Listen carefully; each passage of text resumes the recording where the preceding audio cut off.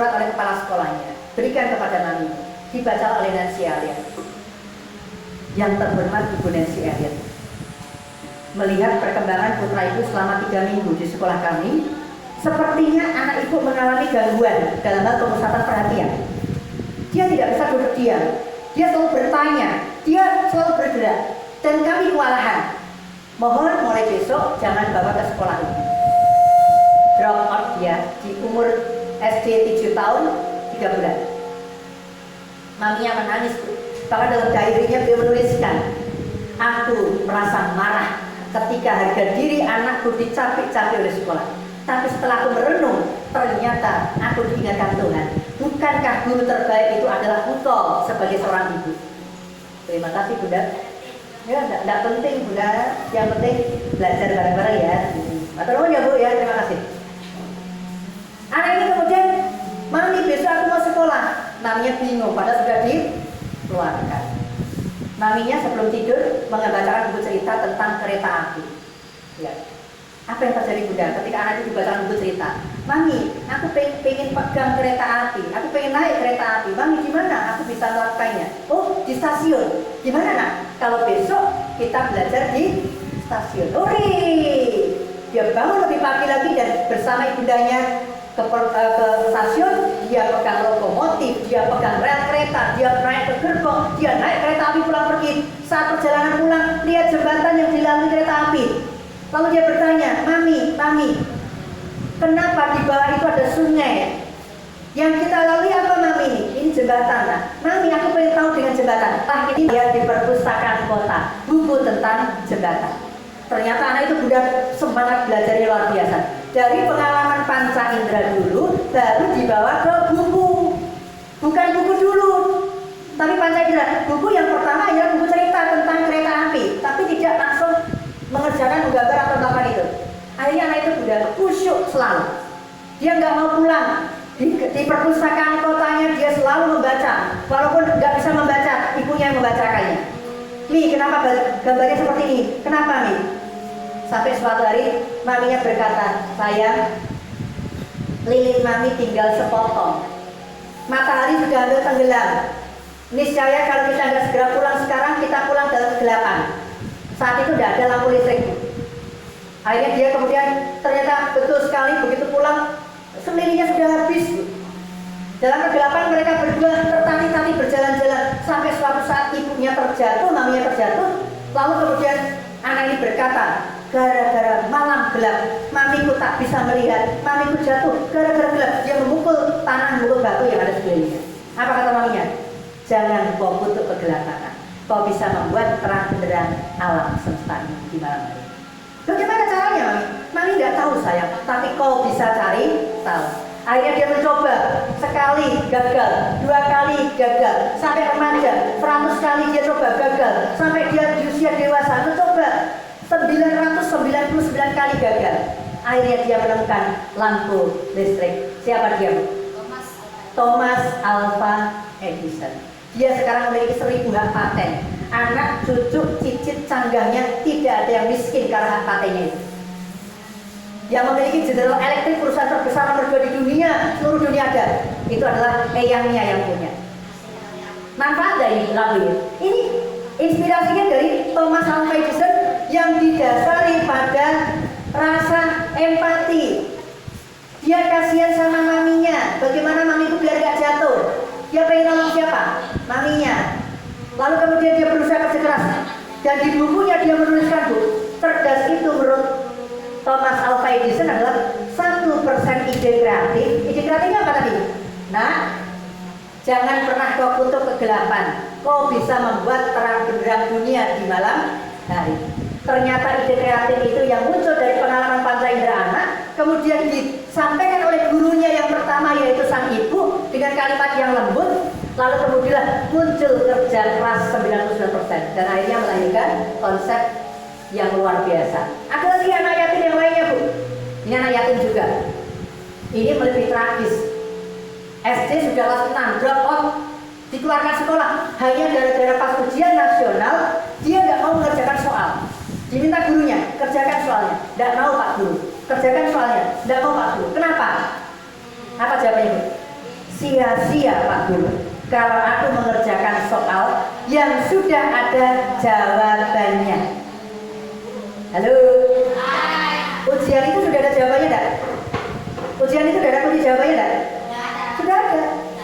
Bagi anak ini sia-sia mengerjakan sesuatu yang jelas-jelas sudah ada jawabannya. Soalnya dibaca oleh gurunya. Nah, berapa kecepatan suara? Coba. Tidak mau Pak Guru, kan sudah ada penemunya, sudah ada jawabannya. Kenapa aku jawab lagi? Sia-sia. Kamu tahu enggak? Tahu Pak Guru, tapi sia-sia aku menjawab yang sudah ada jawabannya. Diusirlah anak itu. Tidak main-main. Di Italia dia dideportasi, di Amerika pindah. Ibunya mendampingi. Ditanya oleh ibunya, kenapa nak? Kau tinggal mengerjakan apa susahnya? Kamu kan pintar. Iya, Mami, aku tahu, tapi percuma mengerjakannya. Maksudmu apa nak? Kemarin aku tanyakan kepada Pak Guru. Kenapa Pak Guru? Ketika ada kilat menyambar, beberapa detik berikutnya baru ada suaranya. Kan kecepatan suara sudah ada jawabannya.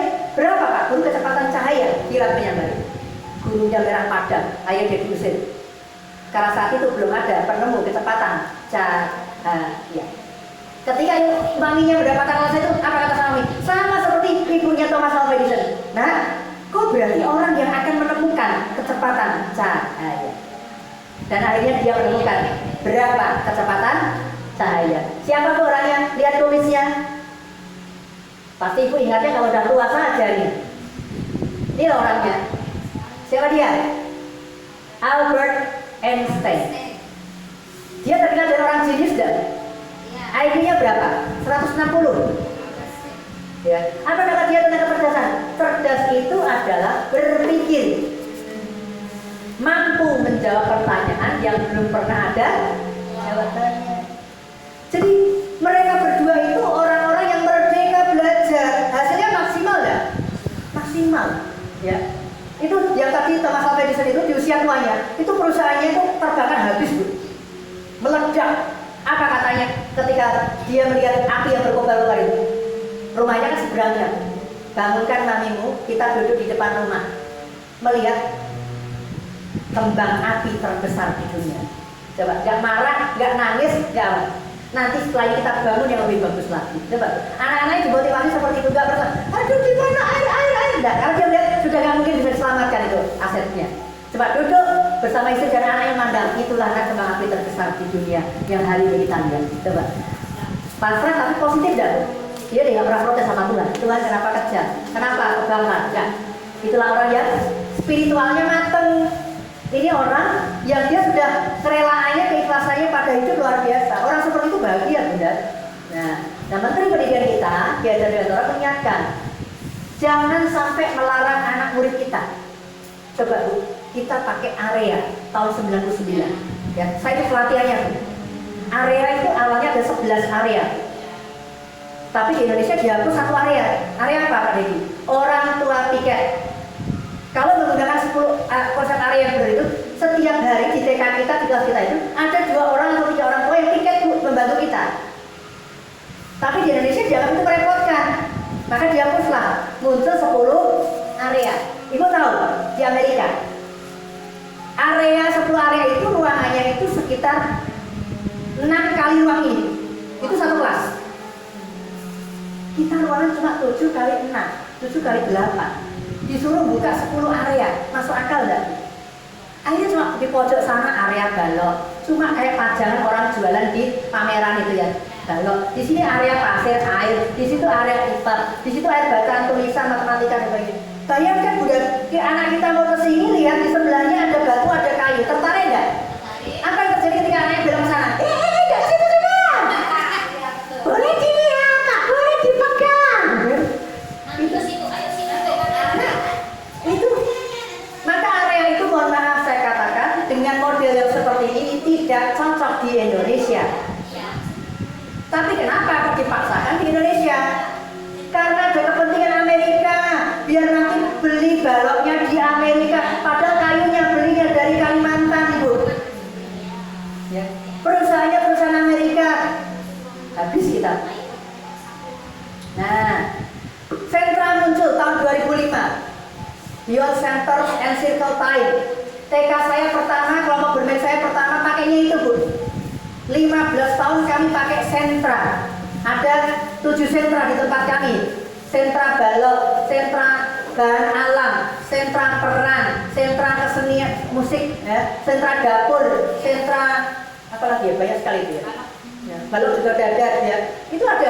Tapi kami begitu tahun 2018 ada kesedihan.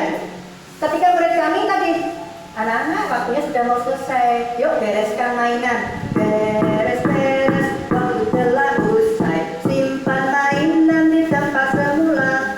Ada anak lihat gini, Pak Guru aku belum selesai, besok mau kulanjutkan. Apa jawaban kami? Besok kita pindah nak di sentra yang lain. Apa jawaban mereka? Ya, gak asik cemberut sambil membereskan mainan.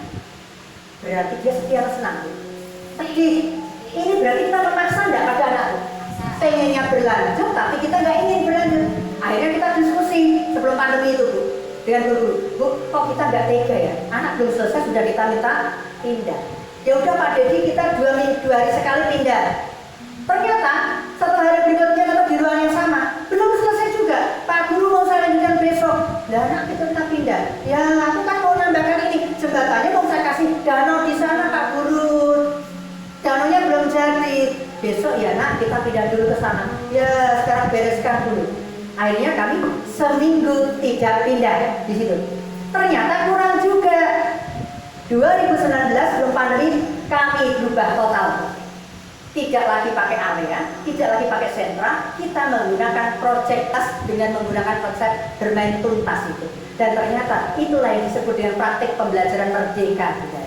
Akhirnya tempat kami jadi kunjungan, mulai berbagai direktorat datang ke tempat kami, dari PAUD ke tempat kami. Ini loh merdeka bermain itu. Dan sejak saat itu semakin orang tua semakin tinggi. SPP kita naikkan 2 kali lipat, gak ada protes sama sekali. Karena membutuhkan banyak bahan. Sehingga guru-guru kami di Semarang, gaji gurunya paling tinggi di antara guru yang lainnya. Kenapa? Karena disupport orang tua. Ya, itu loh Bunda. Jadi kalau kita sekolah swasta, bayangkan gue mikir nih, seandainya di sekolah Tunas Rimba ini gak ada yayasan yang mensupport kita, kira-kira apa yang terjadi? Bubar kah? Ya sudah puluhan tahun ini. Aku semakin berkembang punya SD, SMP, SMA. Nah, harus mindsetnya jangan tangan di bawah. Saya ada target 10 tahun dapat BOP, dapat bos. Setelah itu tidak mau menerima bos lagi, tidak mau beri BOP lagi. Ternyata hasilnya lebih bagus Bunda. Guru gak capek membuat laporan-laporan, kepala sekolah gak stres dengan bendaharanya menyesuaikan. Itu kan kasihan sekali, betul gak Bunda? Nah, coba itu, tapi itu jangan langsung tiru di tempat kami. Kalau nggak kompak bahaya gitu ya. Nanti akan sekolah malah bubar. Ingat, Bapak Menteri Pendidikan kita mengatakan tidak ada paksaan yang mematikan jiwa merdeka mereka serta kreativitasnya. Maka Bunda, merdeka belajar itu ingat, sejatinya adalah terjadinya pola pikir perubahan. Nah, hari ini kita akan praktek sebentar lagi. Pola pikir berubah dari yang dulunya memerintah. Nah, warnai gambar badut ini. Itu pola lama. Pola baru, wah, Bu Guru, Pak Guru punya gambar apa ya? Badut. Siapa ya yang bisa membuat badut? Kira-kira hasilnya beda atau sama?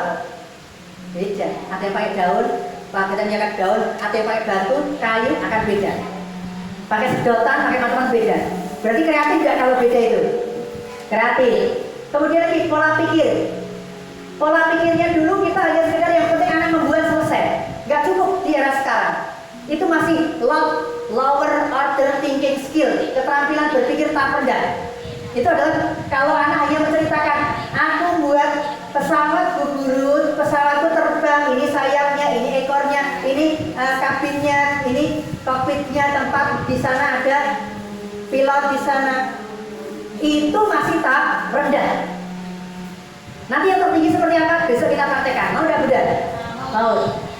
Merdeka belajar itu satu lagi Bunda, mandiri belajarnya.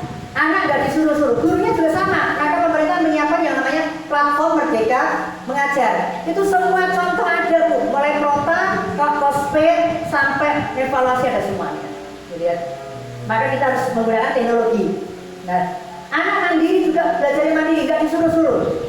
Lalu kemudian lagi terjadi transformasi, perubahan pembelajaran, transformer dari mobil jadi robot. Nah, transformasi